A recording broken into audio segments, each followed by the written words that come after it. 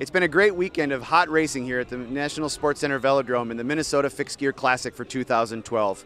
A star-studded international field of racers contested this kickoff to the Nature Valley Bicycle Festival here in Blaine, Minnesota. Our winners on the Women's Endurance Omnium was Carrie Higgins from Exergy 2012. Franco Marvuli took the Men's Endurance Omnium.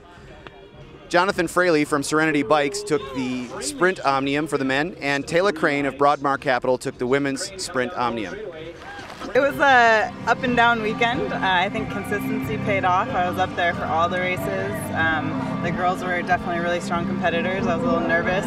On the men's side, Franco Marvuli won his second straight Minnesota Fixed Gear Classic, narrowly defeating Leon Van Bon and Jean-Michel Lachance in the final Madison.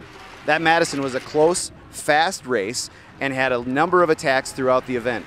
Marvuli and his teammate Zach Kowalczyk took early points, making sure that they stayed away from the field as much as possible so that they could get their win early and out of the way. Racing in the Men's Endurance Omnium was fast and furious all weekend, as speeds averaged 30 miles an hour for most of the races. The level, of course, of the riders was higher, more balanced. There was more riders you had to look for. And as a defending champion, it's always difficult because everybody expects you to win, and it's not going to be easier. So everybody follows you, tries to follow your race, and it was tough, but I made it, and I'm happy. As they come down the home. On the Women's Endurance Omnium side, Carrie Higgins won her third title here at the Minnesota Fixed Gear Classic. She led from the front in just about every race she entered. I love this track. I can't say it enough, and I'm really sincere when I say it. I've traveled all over the world. This track is very special. It's for an outdoor wood 250. It's very special to race on this track. On the men's sprint side, again, fast and furious racing dictated play throughout the weekend.